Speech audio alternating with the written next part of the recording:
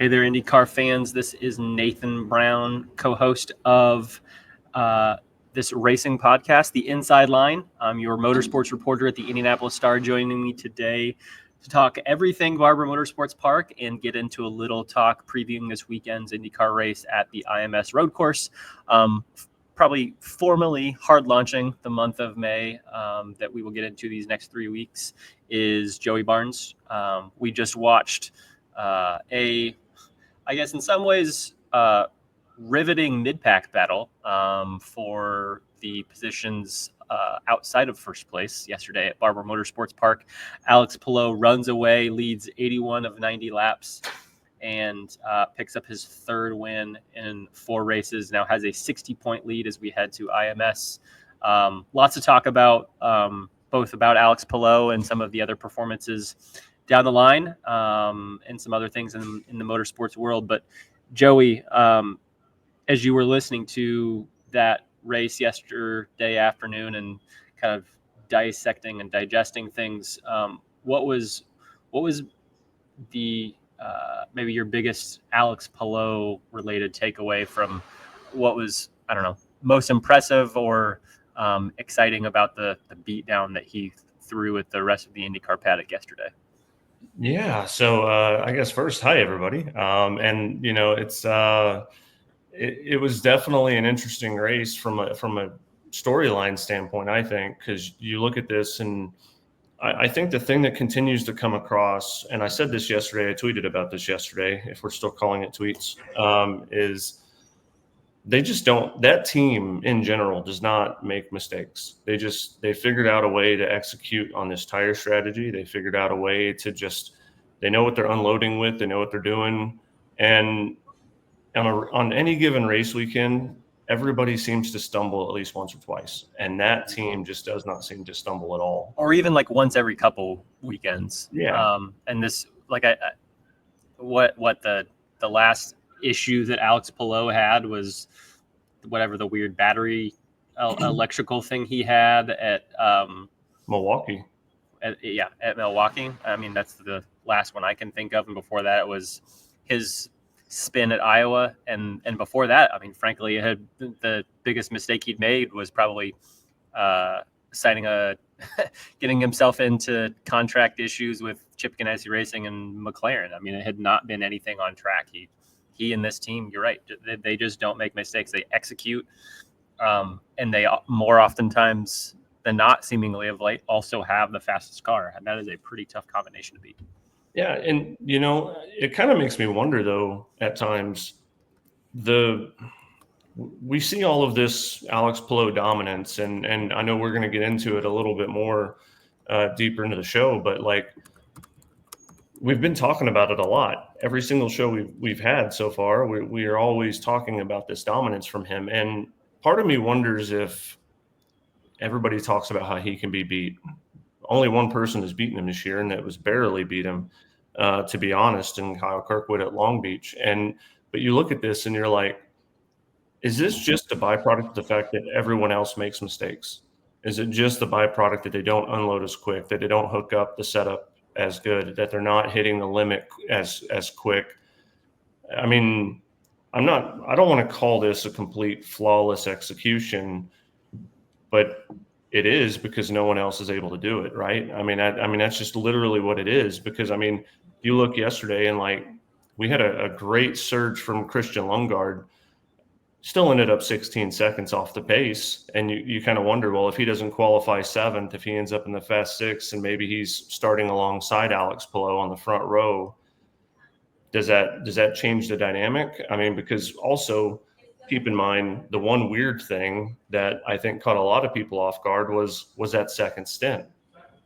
When Alex Palou switches from reds to blacks, from alternates to primaries, and Colton Herta was the complete opposite. He was still able to gap Herta by 4 seconds on that stint or something of that sort. And it's just, to extract that kind of pace is unbelievable. And people want to say that Alex Palou can be beaten, and maybe that's true, but I mean, he's still going to podium you. He's still going to get second at the moment, because that's all it's shown. So I mean, I think the real thing is that people want to say he can be beaten. Well, okay, go prove it. I mean, at this point, because now you're yelling at clouds, it almost seems. Yeah, so I pulled up the numbers that I had written down in my notes. So these laps are a little bit off. This is kind of like after the first pit sequence was done, and right as the second one was starting. So both Palou and Herta were already a couple laps into their second stint, and this is maybe a little bit before that second stint ended. But lap 26, Palou takes back over the lead. Everyone else is done pitting in front of him. Lap 27, he leads Colton Herta by 4.9 seconds. Again, as you mentioned, I even have the Firestone map up. Palou, I mean, if this is correct, Palou on that second stint apparently was on used primaries. Colton Herta was on used alternates. They started the race. Palou was on used alternates.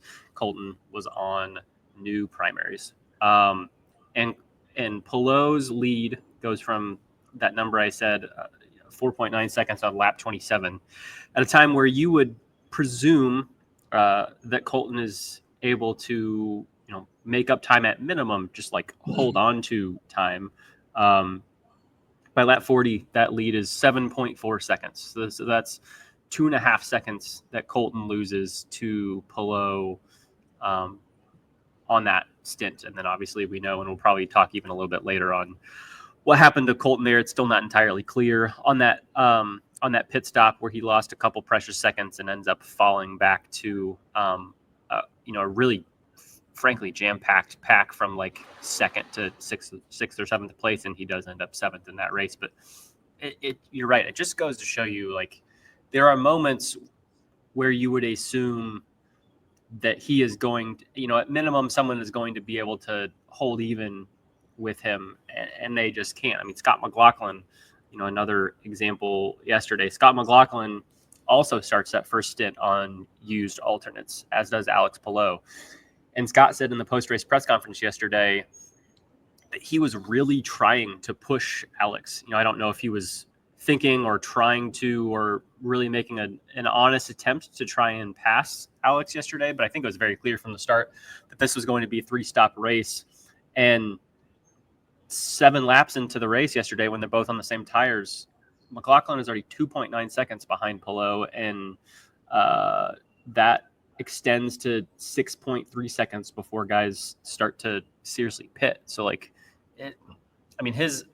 think, and I've heard this from other drivers, like, one of, if not Palou's greatest strengths, and tell me where you've heard this before elsewhere in the Chip Ganassi Racing organization, but the way in which he can manage tire life, and most times, at least when it makes sense, go as long as humanly possible when he's racing the lead in clean air and overcut people. It's just an incredible talent that we see work itself again and again and again. And I think Jack Benyon from the race had the stat yesterday. This is the 4th race in IndyCar since the start of 2021 on a road course where the winning margin has been double-digit seconds, and Alex Palou has won all of those races. Just when he is on one, he is on one in this era of IndyCar unlike anyone else, and it's a really impressive thing to watch. Yeah, I mean, the only 2 things that really stand out to me thinking about this are the 2 moments where really you could argue that he was outclassed in any capacity. And one was not this past weekend, but the previous race prior to Barber at Long Beach. And it took Kyle Kirkwood being on pole, running a perfect race, and it still barely got the job done. And then I think back to actually last year at Portland, when Will Power just had such an unbelievable amount of pace that he was burying his teammates at that point. And it's those are the only 2 moments where somebody hits on it and is able to actually do anything with it. And nobody. And guess what? In that Portland race, Alex Palou still finishes second. Will only picks up like 10 or 11 points on him in the grand scheme of things. Right? So I mean but that's the problem, right? Is I was like, even when you hit it and you get it right, he's still hanging around. He's still lingering, because I think that's the problem that I know this is going to sound like a broken record on this podcast, but it's just by committee at this point. And the committee is going after Alex Palou, and Alex Palou can still just thump them with wins and podiums, and there's got to be one single player to stand out there. And I think that's where it gets kind of interesting. And is it Christian Lundgaard, who now has got 3 straight podiums, looks like he's really poised to be locked in this. It looks like this really interesting dynamic happening at Arrow McLaren with Christian Lundgaard and Pato O'Ward. But so, who rises in that situation, time will tell. But I think also we're all looking at Scott McLaughlin. I looking at your story about potentially him being able to kind of maybe linger around at these road courses and street courses, but maybe thump at the ovals because of that pace, I think is a fair thing. And I mean, he finishes third yesterday after, like you said, qualifying second. And, I would love to include Colton Herta. I would love to include Kyle Kirkwood. Days like yesterday are reasons why I'm always hesitant, right? You look at Kirkwood, miserable weekend, qualified 18th, managed to do damage control and finish 11th. Colton Herta, as you touched on, had looked like he was poised to have a good day. And then, it's still an okay day. He still finishes 7th, but that could have been so much more. It could have been a podium. And, he had the pit road issue stalling out. And so the list is very short on who we think can legitimately challenge. And I think that's the thing that we're all kind of struggling with, that you and me are certainly struggling with, is we know that he can be beaten. We've seen that he can be beaten, but it's the committee that beats him. It's not one guy. Yeah, that's going to, I think, ultimately, I mean, unless Alex, performs even somewhat near this level on ovals, and then this is just like a complete wrap right now already. Like, I think you have to look at someone that has the potential of running at the consistent level on ovals the way in which Alex Palou seemingly has done, not only this year, but the last couple of years for the most part. I mean, this year is at another level compared to the back half of last year, where he was mostly stringing together, top 4s, top 5s. He had a couple podiums in there, but obviously never won in the hybrid era. I think over the last 9 races of last year up until the start of this season when he won at St. Pete. Let me ask you this. I'm going to interject here real quick. Is just, this is a tough question, because obviously it's a speculative question, but it's just a forecast question, if I may.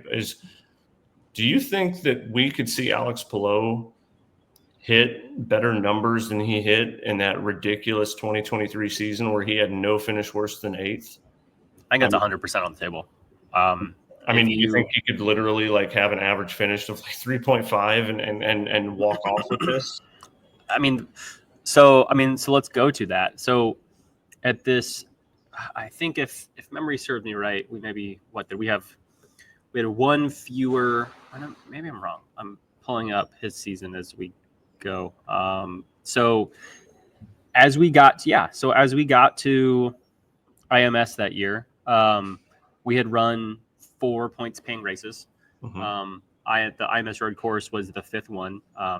Will be the exact same thing this year. Alex had not won a race yet, and Alex won 4 of the 5 races that followed, starting with the Indy GP. Won the Indy GP, finished 4th at the 500 and took pole, won Detroit, won Road America, and won Mid-Ohio. Now, going on that type of run here coming up, that would be a little bit of a stretch. You've got some different races on the calendar. I guess really just one. You've got Gateway instead of Mid-Ohio, and Mid-Ohio is just 6 races down the road instead of 5. Looking at this, let's look at this next 6 race stretch. Is it I feel like it's, if you're trying to handicap this from a betting standpoint, over under, does Alex Palou win 3 of the next 6 races? Indy GP, 500, Detroit, Gateway, Road America, Mid Ohio. That's a pretty good number. And his career best mark is 5 wins in a season. He's exactly. So that was that year in 2023. He won 4 of 5 in that crazy stretch, and then also won Portland, which was the second to last race of the year at that point, and clinched the championship with 1 race still to go at Laguna Seca. As the first driver to do that in 18 years since Dan Weldon in 2005. In the either the IndyCar or IRL era. Pretty sure Sebastian Bourdais had done that in the waning years of Champ Car, but when that field was a little bit diminished. But yeah, I think it's 100% possible that Alex Palou wins at least 6 races. I mean, I'll go on to say, so you've got 13 races. You're telling me, does Alex Palou win 3 of the final 13 races of this IndyCar season? Performing at a level in which he does right now, I think that definitely happens. And that's turning into really tough territory, even for someone like Scott McLaughlin. Scott, at that point, Scott's probably, the way this point system works, you probably got to a minimum win 4 races. You probably have to win 5. And if you're winning 1 fewer race than Alex, still hoping to have a chance at the championship against him, that means that those races that you are not winning, you are performing better than Alex is. So far, the 1 race Alex hasn't won, he's finished second at Long Beach, and Scott McLaughlin's got a last place finish at Thermal, along with a 4th, a 6th, and a 3rd. Now, this championship will get very different. It's not quite as oval heavy. I was kind of having to remind myself compared to what last year was. You've got Laguna in this closing stretch where we didn't last year when we had a doubleheader at Milwaukee, whereas now we just have 1 race because we lost a race there and it got added at Thermal at the start of the year. So it's not quite as oval heavy. I think it's 4 of the final 7 races of the year. And 6 of the final 12. So it's kind of 50-50 down the line. But I think that point that you were hitting on earlier, like this, if Alex Palou doesn't win this championship, someone like a Scott McLaughlin, and I will just go ahead and say, I think he's, if you're asking me who is one driver that you think has the potential in terms of what we've seen performance-wise this year and what we know they can do on the tracks remaining on the schedule, I think Scott McLaughlin is that person. For me, he sits, and even still, he sits 91 points back of Alex right now. That would be a monumental effort for him to pull. Like I think back to Scott Dixon in 2020 when he won the first 3 races of the year. He ended up winning 4 that year, if memory serves me right. He did have a 100-point lead with something like 6 races to go and really kind of wavered down the stretch. He had a couple 10th place finishes at Mid Ohio, and Joseph Newgarden won 3 or 4 of the final races in that season. And I think Joseph got within, I want to say 20 points of Dixon, maybe. So he got close. But you're talking that advantage is already nearly at that level that Scott was at, and Scott had 6 races to go, and we've got 13. So it's a bit of a different story. But I think Scott. I think you've got to have one single driver that takes it to him that wins 4 or 5 races this year. You cannot have that situation that we had last year where Alex didn't win for 9 races. And you had Colton wins 2, and Power wins 2, and McLaughlin wins 2, and Joseph wins 2, and Pato wins 1. It can't be those wins that Alex doesn't get on the schedule cannot be split up between 5 or 6 guys, or no one is going to be able to chip away enough at this lead that he has. It's 60 points on Christian Lundgaard, 69 on Kyle Kirkwood, and then you add another 19 points before you get to Pato O'Ward in 4th. It's just, and when we're recording a podcast a week from now talking about the race at the IMS road course, you might be tacking on another 10 to 15 points on there if Alex Palou is able to do what he's done each of the last 2 years, and that's win in pretty dominant fashion at that track. Yeah, I've been making the joke a lot on X or Twitter or whatever we're calling it lately. And I've said this for the last few race weekends, which is we need Alex Palou to show up with the Thanos glove from the Marvel Cinematic Universe, where he's collecting Infinity Stones to wipe the slate clean. Because, I mean, honestly, if somebody from Chip Ganassi Racing is listening to this podcast, I mean, we need to make that happen. Let him show up. He should walk out for driver intros for the 500 with the Thanos glove on. Now, that's a pretty big stage to do that. And if he doesn't win the 500, he looks pretty damn silly. But gosh, that would be pretty cool. Yeah, no, 100%. But to your point, this is what I think it's going to take. I think, we've got this, everyone in the paddock, like, look, most of us are friends, I should say, not all of us. Most of us are friends. Most of us get along, whether it's drivers to drivers, mechanics, crew members, media, etc., series officials. And I think here's the kicker, though. I think at some point, you just got to get pissed off. And you've got to just say, this dude is not going to freaking get me today. And you've got to make your car wider. You've got to pinch him in the corners. You've got to just don't be afraid to run him wide and, have a bad attitude about it. And I think it's going to take someone who's chippy. And that's where, frankly, a lot of these drivers in this paddock have that capability. Everybody, you're not on this level if you don't have a little bit of an ego, right? And I think that at some point, someone's just got to get tired of seeing Alex Palou winning. And they've just got to go after him. They've just got to say, you know what, we're going to throw it in there, damn the cost. And get mean. And if it leads to some confrontation, well, damn, it's good for all of us, right? I mean, that's one of those elements that, frankly, the series is kind of missing too, is everyone looks and has a good time, sees everybody in IndyCar having a good time. And it's like, let's get pissed off. Let's actually feel like this matters, that losing actually genuinely hurts us. And I think that's one of the reasons why you look at last year's Indy 500 with Pato losing that race to Joseph Newgarden, especially in the fashion it did. And you see the emotions that Pato just drops right there and drops an F-bomb on the broadcast. And look at how much he was endeared after that. Look at how much everyone's like, oh my gosh, this matters so much. I feel like there's so much that would be magnetized to the series if every race, if the rest of the championship was treated that way, if the drivers threw it in there. And you know what, if we end up throwing right hooks and haymakers at each other, so be it, because we're tired of freaking losing Alex Palou.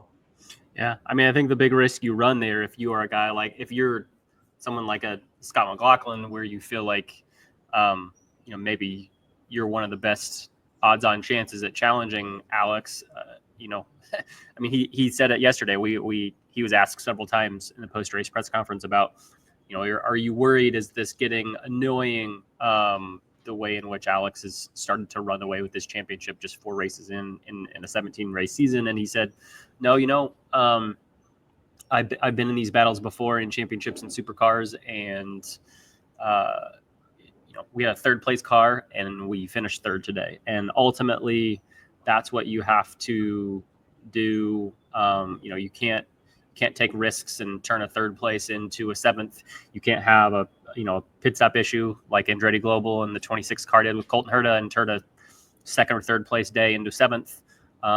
They had he felt like they had the 3rd best car. It was a step behind where they were the last couple of years at this racetrack where he'd won each of the last 2 races, and he still managed to put it on a podium. And, comes away kind of shaking and scratching his head and still finishes 3rd place. And those are frankly the kind of days that we've seen Alex Palou and Scott Dixon, a couple of years before Alex really turned this on.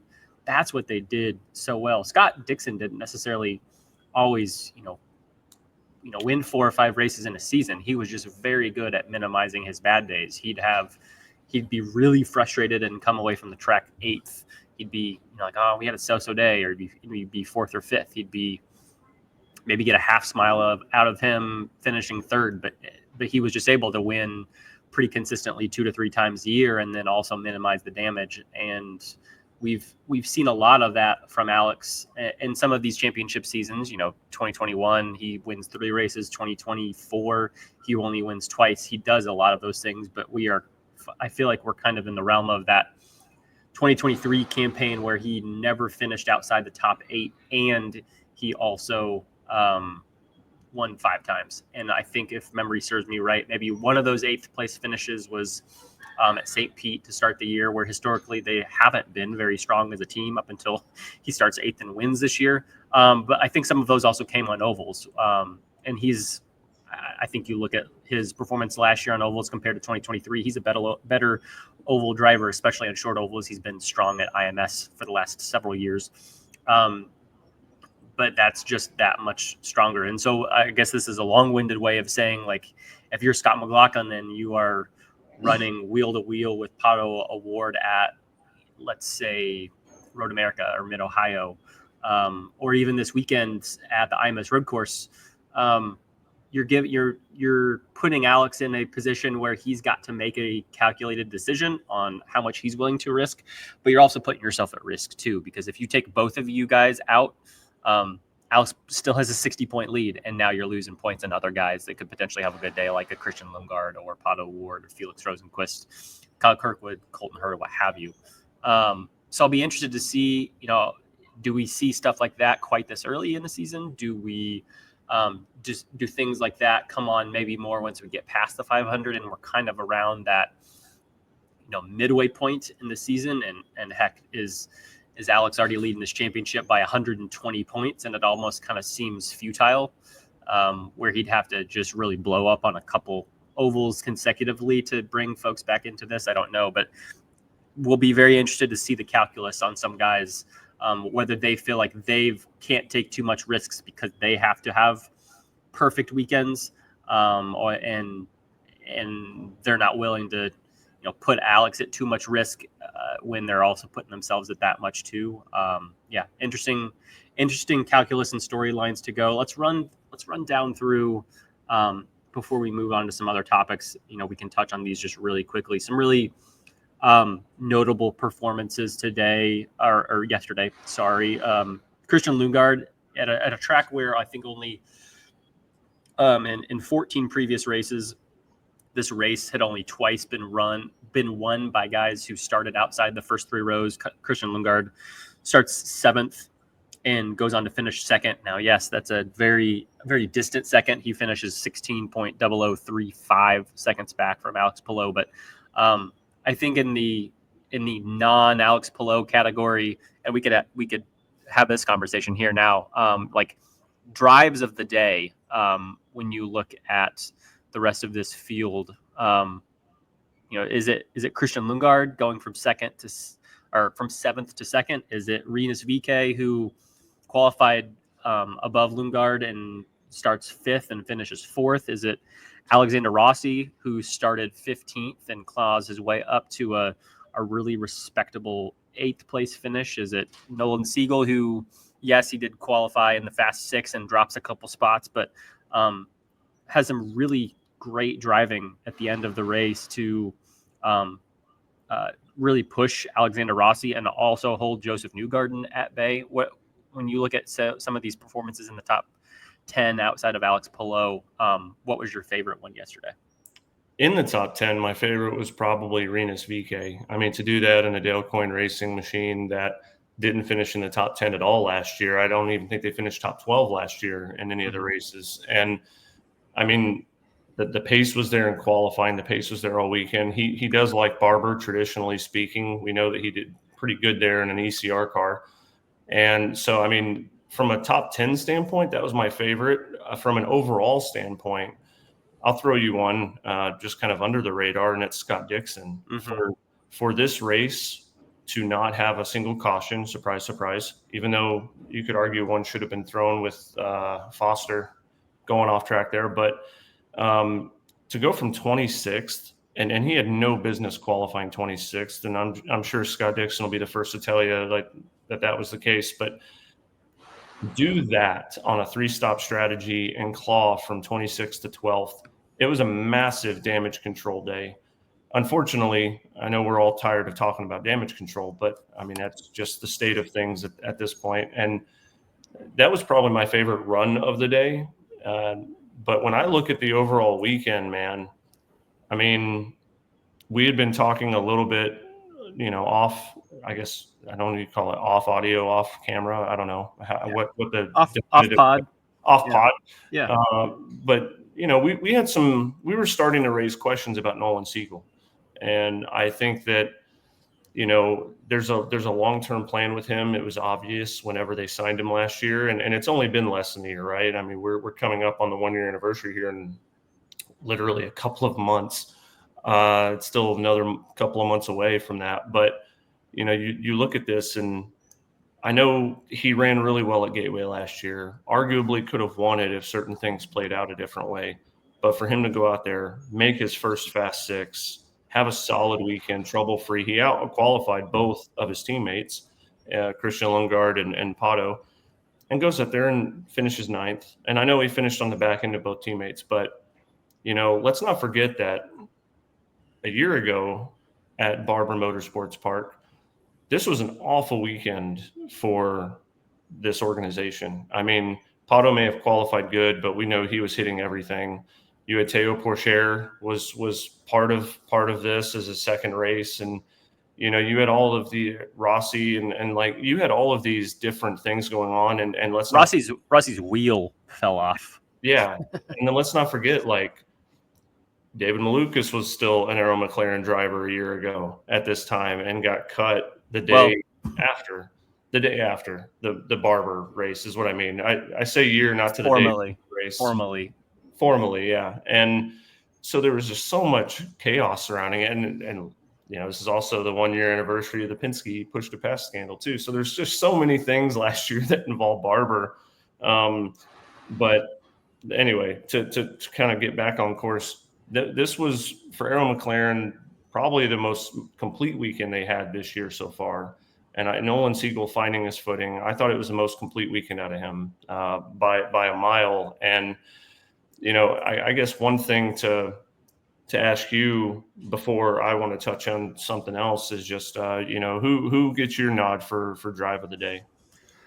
I think I don't know. I think the two you mentioned, the top 10 there. I think Rinus, the way in which through some of those pit sequences that he was able to hold off a willpower while he was on cold tires, or just stay right with guys, in that group. I mean, the chunk of this field following the podium. I mean, you've got Rinus had we had another 2 laps? Does Rinus pass Scott McLaughlin and get on the podium? He finished a little bit more than 3/10 back, so that was a very, very big possibility. And he had, I don't remember now what it was, if it was I think it was a loose wheel nut, that's maybe one of his tire changers dropped, and so that was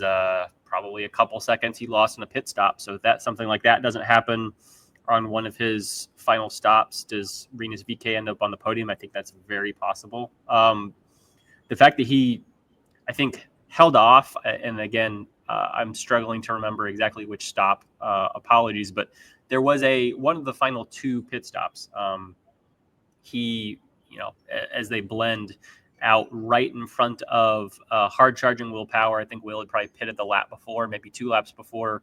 Rinus is on cold tires and not only holds Will off, but eventually drives away from Will. He finishes 9 seconds ahead of Will Power at a track where Will had finished second last year. I think he's won at this track at least twice, and is one of the strongest on the calendar for Will. He finishes 10 seconds ahead of Pato O'Ward, 11 seconds ahead of Colton Herta. Like, those are kind of his contemporaries outside of Will, and Rinus in a Dale Coyne car. I'll tell you what, he's getting every single ounce out of that car so far this season. He's got, looking at the performances, he got that 9th place finish at St. Pete, kind of ho-hum at Thermal, ho-hum at Long Beach, 17th and 19th. But, I would look more so at the top line performances. This is a car or in a program that has constantly the last couple of years been right around that, leader circle conversation, particularly last year where they were cycling drivers in and out for the bulk of the year, especially in the 51 car. So Renus, you with Dale Coyne and at this team, you're going to have the 17th places, you're going to have the 19ths. The way you separate yourself is when you extract on a good week, when you turn a good weekend for the team into a great weekend because of who you are in the car. I think that's somewhere where Renus can seemingly excel, and I'm really interested to see what this turns into in the silly season market. He's a guy, again, I think Will Power is performing well enough outside his one rare mistake that he made to start the year at St. Pete. I think Will is performing well enough. He deserves to be in that car at least one more year. Don't know what is on the table or if anything has been offered yet. I hope he remains there. But if you're Team Penske and you're deciding you're wanting to cut bait and not take the risk of staying too long on a guy, which in their history they part ways with guys in their 40s. They never wait too long. Let's say that. They give guys maybe a little bit of a chance, but ultimately, if you're not up there in the conversation week in, week out, not just for fifth place finishes, but for podiums and wins, both things that Will does not yet have this year, they start to look elsewhere for young guys. And Renus would be a guy that would be on my radar. If you are rattling off a bunch of top 10s in a Dale Coyne racing car, I'd really wonder what he could do in a Team Penske car. I'll just throw that out there.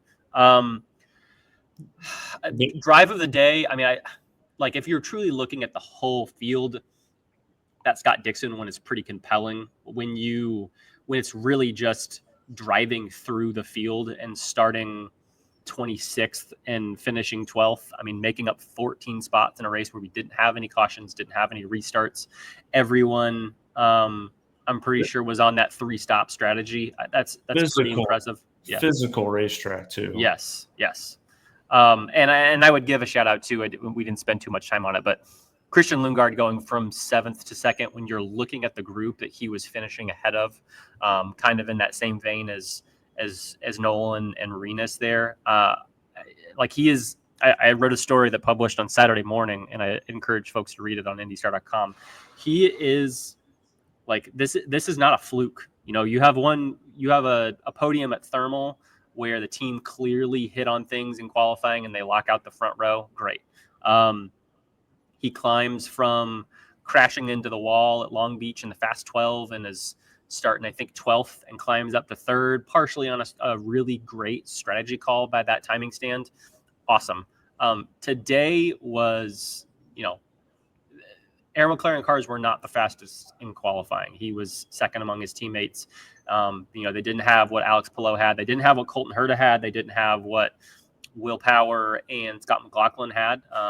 So, I mean, you would argue they're probably 4th in the 4 teams that we have in this kind of proverbial top 4, big 4, whatever you want to call it in IndyCar. They were 4th in qualifying. And the way he just carved through the field, had an excellent pass on Scott McLaughlin for 3rd place at the time, midway through the race.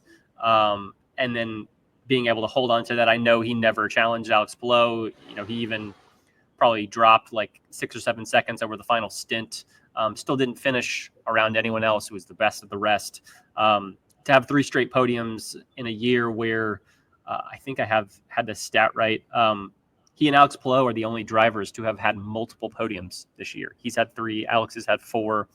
And then you go down the list of Kyle Kirkwood, Pato O'Ward, Scott McLaughlin, Scott Dixon, and Joseph Newgarden are drivers that have only had 1. This is a really impressive year for Christian.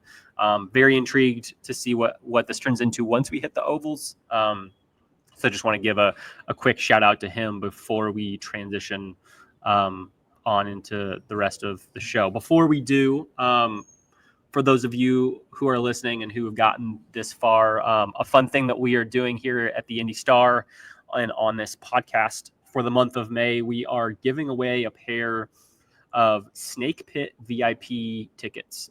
This includes race day admission to the Indy 500, along with Snake Pit VIP platform access and access to the VIP restroom trailers, which never been to the Snake Pit, but I think that is a very important part of that weekend. Now, I will tweet out a link once this show posts to the contest entry page. The way this is going to work, I don't exactly know yet when this cuts off. I would get your entries in sooner rather than later, though. This is what I believe is a random draw, and what you need to enter is listening to the rest of this podcast and podcasts throughout the month. And you need to figure out the keywords that I list here on this podcast. Take those keywords, enter into a random draw, and we will give away 2 of those Snake Pit VIP tickets to a lucky winner and listener of the Inside Line. So the first code word that you will need to know is Larry, as in Larry Basiglia. He is a member of Indy 500 lore that a couple of my colleagues at IndyStar are doing a super cool video package and story feature on that we'll be publishing, I think, in a couple of days. Larry Basiglia, to make this quick, is the man who's famous for driving across the country year after year for decades in the 50s, 60s, and 70s, I believe, to be Mr. First in Line at the ticket windows for the 500. So for years upon years, he was always first in line to get a ticket and get entry into the Indianapolis Motor Speedway for the month of May. His van that he would drive across the country for most of those journeys is still owned by the Indianapolis Motor Speedway Museum. Really cool story package. Hope you check that out. Again, the first code word is Larry, and we will have that other code word here later on in this podcast. That's exciting. Go to the Snake Pit. Have a good time. Exactly. If you're, again, I've never done the Snake Pit before, but I feel like if you're someone who is really into EDM music's concert in general, I've heard of lots of stories of folks who go to the Snake Pit with a bunch of fans and kind of, towards the end of that day, as you're gotten your fix of music, you start watching what's going on track. You're watching the video boards. Maybe you've gotten a little familiarity coming in, say from the Super Bowl commercials on Fox, of who Joseph Newgarden and Pato O'Ward and Alex Palou are. Maybe you've watched, a couple episodes of 100 Days at Indy the last couple of years, especially as it's come on Netflix over the last year or so. Would encourage you to go out and maybe you find a little bit more love for the Indy 500 and IndyCar than you knew existed out there. So again, we'll have that second code word here later on in this episode. Want to get into a quick conversation before we give a little hat tip toward next weekend's on-track action. There's a lot of banter on social media yesterday about the racing content that we've seen from this series right now. We know famously we've now had 339 straight laps of green flag racing. We've had 2 on-track passes for the lead during the IndyCar hybrid era on road and street courses. One of those coming 2 turns into the race at Portland International Raceway last year, as Will Power drove past Santino Ferrucci on pole and went on to run away from the rest of the field in that race. A lot of talk about whether this is boring, how much you blame on Palou, how much you blame on the hybrid, where to go from here. If IndyCar is missing its big moment with Fox as a network partner that has agreed to put all 17 races and both or chunks of both days of qualifying on network TV, along with the ample coverage that we're going to have already gotten and are going to continue to get on cable for practice and qualifying the rest of this month and the rest of this year. I want to turn it over to you. I know you've got some thoughts on this. What do you think of what we have seen over these first 4 races of the year, really for the last season and a half or more, and where do you maybe slice up the blame pie, and how big of an issue do you actually think it is? Yeah, so this is the $1 million question, right? Or the $10 million question, or 300 million if you're Penske Entertainment. And so, man, I'll try to make this as brief as I can, but I think the kicker is this: it's not one thing; it's a combination of things. Not one thing can take sole ownership. I also don't think there's a magic pill. I don't think a new car is going to fix this and just magically we're through it. I think it's going to have to be a combination of things. But having said that, is this, for those that know, I had an opportunity this past weekend to go cover the NASCAR race at Texas Motor Speedway with Speed Cafe on kind of just a random one-off. And I was still paying attention to all the IndyCar stuff at Barber. But I got a chance to kind of see more of that style of racing. And I think what really stands out to me is this. I think that the IndyCar fan base and even IndyCar as a whole, there was so much chatter yesterday that it made me think, and I'm guilty of this too. I'm not going to sit here and not throw myself under the bus for this. We're really running into a situation where it is, what do you want? Do you want the entertainment value and the potential for big crashes and unpredictability that a NASCAR brings, or now what even an F1 brings, or do you want racing purity?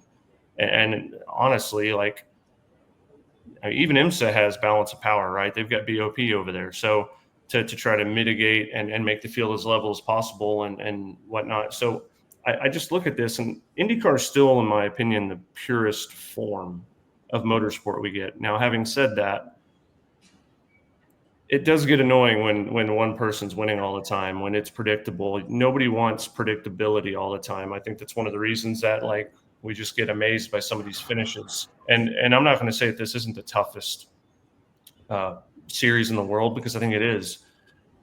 But unfortunately, it's also incredibly tough to pass. It's becoming a situation with this hybrid unit being 100 pounds or kilos or whatever the hell the measurement is heavier. I think it's the net weight change from June to July last year was approximately 100 pounds. Yeah. So that you had some part changes that, things that were changed or altered that maybe aren't directly the hybrid, things that got lighter to add a hybrid system that I think was more than 100 pounds. And so that's kind of where that all nets out. But yeah, 100-pound change in weight from, say, the car we ran the full season in 2023 to the car we're running the full season in 2025. Yeah. And so I look at this and, like, compare in 2024, Barber had 281 on-track passes. There was a bit higher number for total passes, 281. Yesterday was 88 on-track passes over a 90-lap span. So you're averaging less than one a lap per position in that case. And keep in mind, there wasn't really a whole lot of people that were put a lap down yesterday, even though Alex Palou waxed the field. I think the issue comes with this. Take, for instance, the small, minuscule moment yesterday where Alex Palou, I forget the lapped car, but the lapped car had a broken front wing, and Christian Lundgaard comes up on him and can't pass him, can't get around him, can't do anything with it.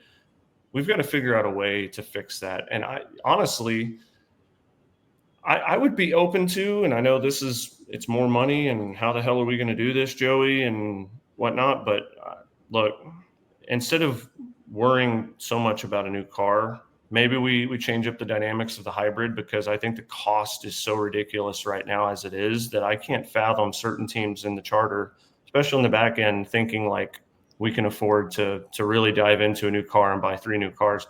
I think it's something as simple as maybe we play around with different wing components. Maybe we play around with opening up the customization with the front and rear wing and let teams have a little bit more freedom to choose on that, whether that's a Dallara made product, whether that's teams making it in-house based on certain templates. Who knows? I'm not on that engineering side, and I don't want to be, but I do know there's got to be different ways to help minimize this in the short run. And maybe that's where this potential for this upcoming weekend comes into play, because there is an idea, right? There is this idea with running. I think we're going to have 2 alternates and 2 primaries is what you're expected to run at the Indy GP. and this upcoming weekend. And I guess that's where we can pivot this a little bit. Is this the perfect solution to changing up and negating the 100 pounds to create more passing opportunities, more strategy play? Because the reality is this: we've only got 2 on-track passes for the lead all year. We don't have much passing throughout the field. The numbers are significantly more down, and they're not Haven't down. we only had 1 this year? Oh, 1 on track. You're right. Yeah, thermal. But here's the thing: it's not like these drivers aren't working their ass off trying to make it happen. The drivers are not at fault here. This is just they're making the most of what they're being given.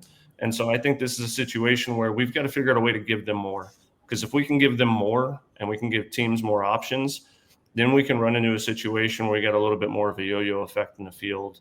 And that's going to make it fun and spontaneous and unpredictable while still keeping more of the purity. And so I'm fascinated with this tire strategy option that's coming up for the Indy GP. I don't think it's a solution that can work everywhere, but I do think it can work at some places. And I think this is at least a step towards trying something, because they realize, and Penske Entertainment and IndyCar recognize, we have to try something, because bottom line is we're not close to 2027 right now.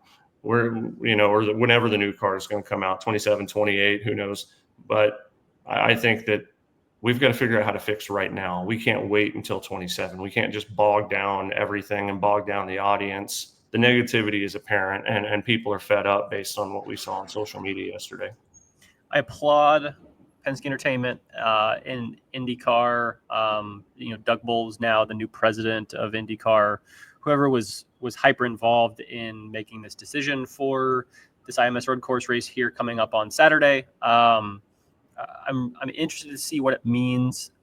One thing that's important to point out: this does not force teams to make any more pit stops than they would have been accustomed to making this race. This race historically has been a 3-stop race, so you're mandating the use of 4 sets of tires, 2 primary and 2 alternate. And again, in a typical scenario, the way this had previously worked, the way it worked on Sunday, for example, you had to use 1 set of primary tires and you had to use 1 set of sticker alternate tires. So that's the way this rule has changed. You now do not have to use any sticker alternate tires if you don't want to. The interesting thing about this weekend at the IMS Road Course, it's a 2-day show. So teams, instead at say at this race this weekend at Barber, you go in.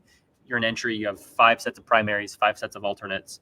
So they get 1 fewer set of alternate tires to use this weekend, but you don't have to use a sticker set in the race. So theoretically, if you want to, though I don't know that I would advise it, knowing that this is traditionally a red tire race, meaning that the red tires are more beneficial to run through a stint than the black ones are.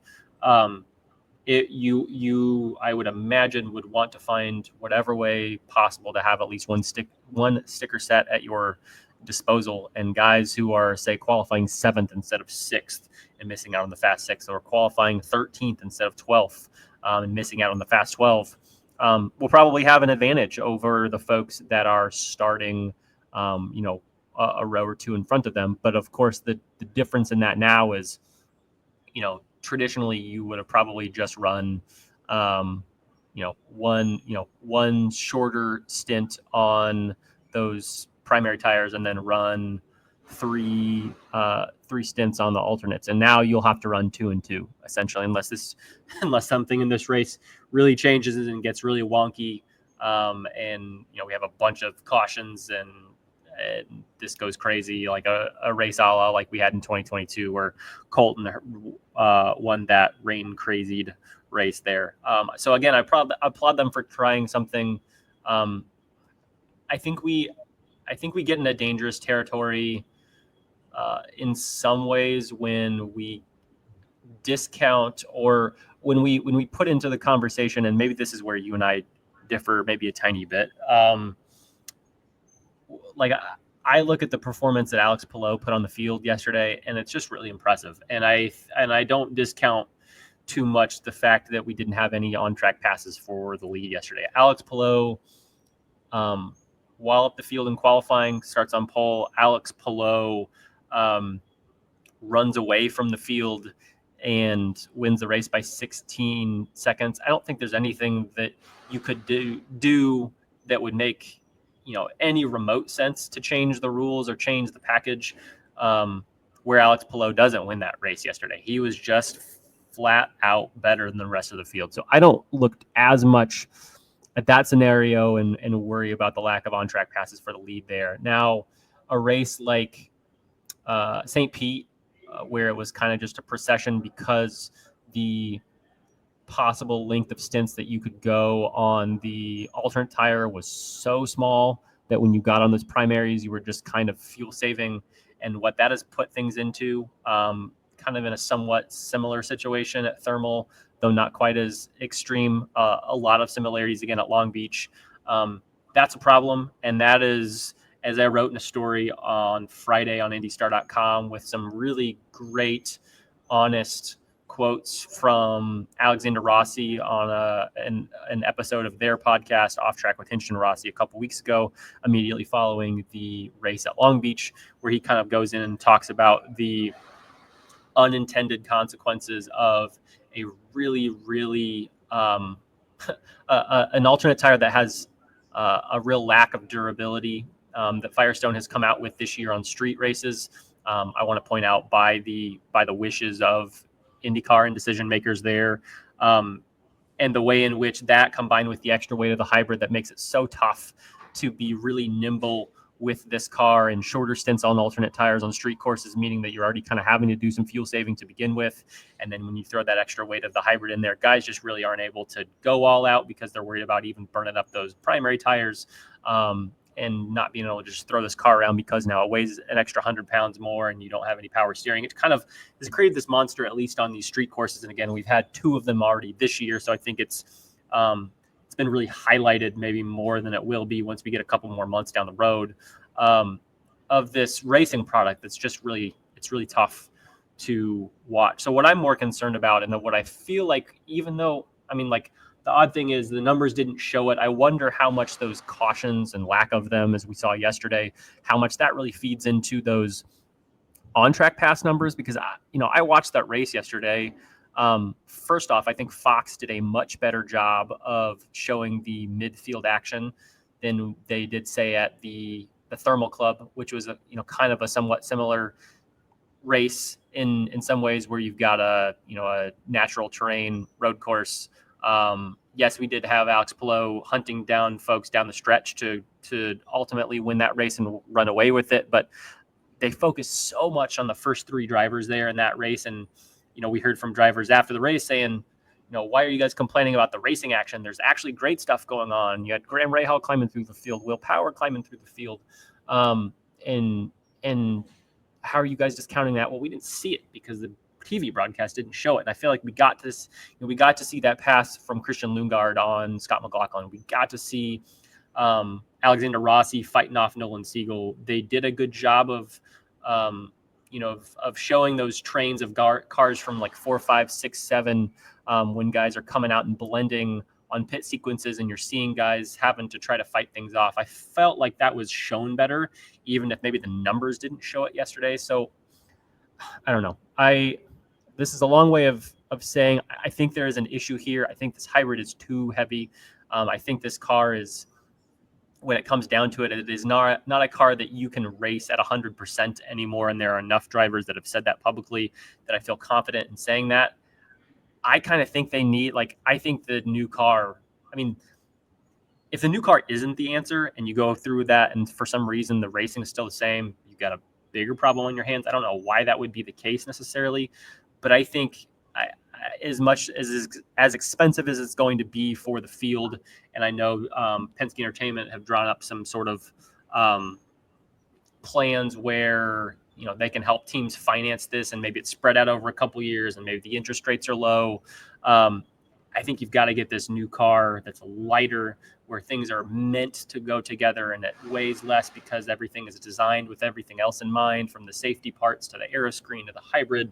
I think you've also got to have a more powerful hybrid. Yes, guys are ultimately still going to probably use it in lots of the same ways. So it's not like a really a push to pass, or certainly not like a DRS system like cars have in Formula One. I still think that's probably where you're going to see the biggest changes. It's a shame that is 2 or 3 years down the road right now. And so we've got to do some things to figure out in the meantime how you can do this. And maybe this tire rule does some of that, because you allow for varying strategies, guys pitting in different windows, guys doing some different orders on the ways in which they go through these tire rules. Again, excited to see that, and we'll be hopefully I have a fun conversation after that race next weekend, recapping the GMR Grand Prix. But IndyCar is in a tough spot. And it's also a real shame that this comes on the heels of such a big opportunity with Fox to get yourself out there as much as this series ever has. Again, I don't know that this is maybe quite as doom and gloom as some fans put it, but at the same time, like, this is the time where you need to be attracting new fans. And it's, I'm not going to blame Alex Palou if he goes and wins 7 or 8 races this year and we don't get new fans, because who's going to win every single time. Because we've seen with Formula One the last 5 years, a good chunk of that stretch was Max Verstappen dominance, and Formula One was still able to get 1 million, 1.1, 1.2 million folks for most races to watch. And IndyCar has got to figure out a way, if it's not about on-track action, to get other people interested in the sport off of the track. And that's, I think, even a little bit more pressing right now. And we'll see what more comes from that, if there are any more things that them and Fox can pull from their quiver if the on-track action isn't quite there. Yeah, the only thing I kind of just, I don't know, the deep-rooted evil genius in my mind is over here thinking, like, what if it rains? Like, I mean, what if it rains and we just, this idea, this concept just gets completely thrown away, because the Indy GP is notorious for rain. And in fairness, that could be fun. That could be exceptionally fun. Is there a more exciting road course race that we've had in the last 3 years than that race that Colton Herta won in just like the absolute torrential downpour that we had? Monsoon. I mean, yeah, that was probably a little extreme, but like the ways in which, like, you were having guys, did they put the wets on too early? Did they stay on them too long? It's also something the hybrid has not gone through yet, is True. a wet race. Now I'm looking at the forecast that I'm seeing right now, and we've got sunny 76 and a 6% chance of rain on Saturday. So it doesn't look like that's going to happen. But cruising. So we're moving forward with this then. Certainly would be great. One more thing before we finish up, and I know we've run a little bit long here. I know you were wanting to touch quickly on an interesting announcement we got Friday morning from Penske Entertainment, IndyCar, and ultimately the folks that are in charge of Indy NXT. A bit of a head-scratching penalty that we got for a driver named Jack William Miller in the Indy NXT series. Again, a bit of a weird situation where they started their season at St. Pete, and hey, you want to talk about the long breaks that we've had in between races. Indy NXT has now had what am I thinking of here? 6-week break. 6 or 9 weeks, I think. Because they didn't race St. Pete to Thermal, they didn't race Thermal to Long Beach, and then they finally get Long Beach to Barber. So that's 9 weeks in between race weekends for them. And so that's why something takes so long to come out, because IndyCar typically announces any sort of penalty right coming into a race weekend. I'll let you take it away from there and give some thoughts on what we know, what we don't know, and why that was a little bit of a shocking and an abnormal type of penalty that we don't typically see in the sport. Yeah, so little Jack here got penalized, got taken, a set of tires were taken away for the weekend at Barber, and he also had to start last because he wasn't allowed to contribute to the qualifying segment.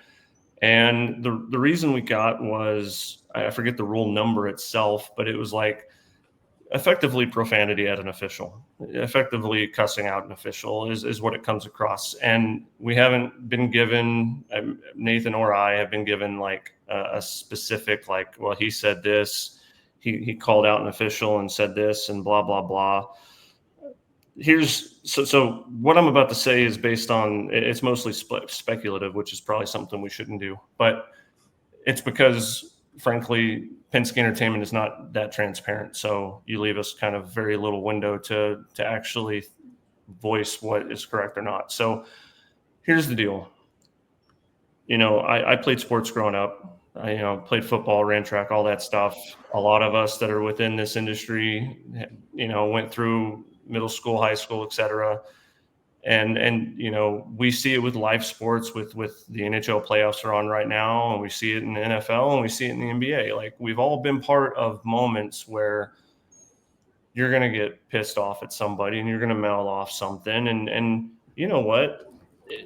I see it in Premier League. I see it in Champions League soccer. Like, an official will sit there and card somebody and for a bad tackle and turn around, and that player will cuss out the ref real quick and then walk off and make a hand gesture. And the officials got thick enough skin to know that this is a heated moment and to let it go. And the same thing happens on the football field. The same thing happened in high school with me. Because I got a little bit of a temper from time to time back in the day. And, it's just one of those where this comes across, and this is, again, where Penske Entertainment needs to be more transparent, I think. This comes across as a kid who was upset and decided to call out an official, decided to do the same thing that any other athlete has done on a playing surface in an in-game moment. And the fact that this kid was penalized like this makes it feel like, as a series, as a sanctioning body, you have thin skin. Plain and simple. It is thin skin. And because I go back to thinking about Detroit last year with Santino Ferrucci, and I don't know, maybe it's because AJ Foyt has the fun alliance with Penske Entertainment, but like, we didn't see Santino, Team Penske. Yeah, sorry. Because there's a lot of Penske in this stratosphere of IndyCar. But you look at this and it's like, well, he didn't get anything from that. Is it? And now you're starting to look at that, and then you leave it up to people to think for themselves, which is kind of dangerous, because then you run into rants like what I'm giving right now. So, it's just, come on, like, what are we doing? Like, and if it was that egregious, then be transparent about how egregious it is. Yeah. I mean, it's simple as that. And because if it's not egregious, and this is simply what this is, and you put him on probation for the rest of the year too, mind you, like, come on. It's just like, oh, you can't speak to us that way because you're not in the big time. Okay, well, he's a competitor. He's out there trying to win. And frankly, he, among everyone else in Indy NXT, is getting their ass kicked by Dennis Hauger right now, and they're probably tired of it too. So, it's just one of those where, don't have thin skin. Let the kids play. It's as simple as that. And this is supposed to be a sport. It's supposed to it means something to so many people. It's a livelihood for so many people. Like, what are we doing? And this is what stuck out to me. And again, I want to reiterate, and I think you did a good job of it there. Like, we don't know what was said. If this reached truly, if it was a racial thing, or if this was beyond an FU, or an F off or something like that. If it was,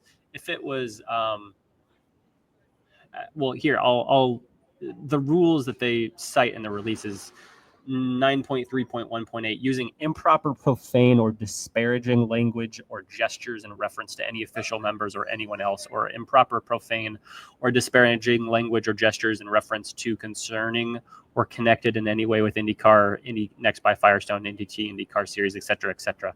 So he was fined $5,000. When's the last time we've seen a driver fined?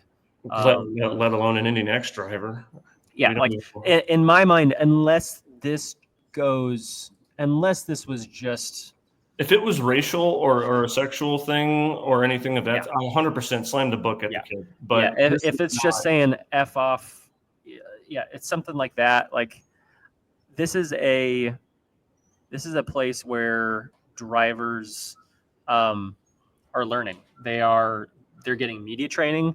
They are in cars that are a lower caliber of IndyCar, driving on the same tracks, so that hopefully they can, one day become an IndyCar driver. This is a junior series. This is a ladder series. This is the AAA of IndyCar, essentially. So this is where you are doing a lot of learning, also a lot of proving yourself. And regardless, I'm not condoning what he said. And again, we don't know what it was, but if it was something fairly mild that you might see an NBA coach or a player say to get themselves a technical, or frankly, even a double tech and ejected from an NBA game, but isn't something that would say rise to the level that we see in those press releases where, so-and-so has been suspended for 2 or 3 games because of an egregiously inappropriate comment. I wonder why, and what was so obscene and inappropriate about this that it needed to come to this level, and it couldn't have just been the teaching moment that, frankly, Santino Ferrucci was given. You think back to that last year, you had the proverbial pushing and shoving with their cars on track between Santino and the Andretti global duo of Colton Herta and Kyle Kirkwood. One of those incidents where I feel like, and again, please correct me if I'm wrong, I think Santino almost, maybe came just towed the line, at least, of driving into or creating contact with one of those guys because he was frustrated about not being able to get through and being slowed down and hampered in his qualifying laps. He gets into a shoving match with, I think, Kyle Kirkwood, a war of words through the media with both of them, and also has the really inappropriate comment of talking about Colton and his boyfriend teammate that was homophobic and inappropriate. Santino in that incident got a talking to with IndyCar officials where they expressed their displeasure with his interview. And Ferrucci was said to be very apologetic and recognized his remarks reflected poor judgment, quoting directly from reporting from that race last year. Again, I don't want to make this into too big of a thing, but it just leaves me wondering, with this lack of clarity on what exactly was said, what was so bad that it needed to rise above a stern talking to from IndyCar officials. And it makes me scratch my head. And when you see something like this, again, I know Santino was very apologetic, and he was asked about it, in weeks after, and he was the same and has not had any issues beyond that moving forward, frankly. But if you are going to give a $5,000 fine and completely, frankly, ruin someone's race weekend when you force them to start last, I'm pulling up the race report from Indy NXT this weekend because I admit I don't exactly know where Jack finished. So he makes a valiant effort to start. He probably started 20th or 21st and climbs up to finish 8th. So you wonder what he would have been able to do had he been allowed to qualify and seen where the chips might fall. I hope for IndyCar's sake that this was something so unbelievably inappropriate that they had no other choice to fine him, because if it was just a somewhat otherwise innocuous F off or FU, and we're getting $5,000 fines thrown around and affecting someone's next race weekend when their futures are on the line, I think that's a little bit extreme, given the some of the experience that we've had with inappropriate comments off the track. If this and this is the last point I'll make on this, though, is my concern is this: if it was that egregious, if it was that bad, and this is where the clarity is so important, but if it was absolutely turn your head, oh my gosh, I can't believe he said it, why are we hearing about it 9 weeks later? Yeah. Why is this so? What was so bad that we didn't hear about it coming straight out of St. Pete? Because we're both tied into the series, I think, pretty well, and the fact that I heard nothing, and then suddenly we're getting this random press release 9 weeks later. Makes no sense to me, and that's part of the head scratcher on this. So, but yeah, all good points by you. And hopefully we hear more about this. Hopefully we can hear what it is and get more clarity. And either I'll serve up an apology for ranting too much, or I don't know that either of us would need to apologize. If we get more clarity and we find out that he'd said something that absolutely was deserving of this, then I think it just, it confirms what we said. And we said, hey, if you're giving out this penalty, it needs to be that egregious. And ultimately, then at that point, Penske Entertainment, IndyCar, and Indy NXT have done the right thing. I just, for what he was, the way in which he went about being penalized, and some instances of some frustration that we've seen go too far, and not just go too far privately in a conversation with an official, but on a streaming broadcast.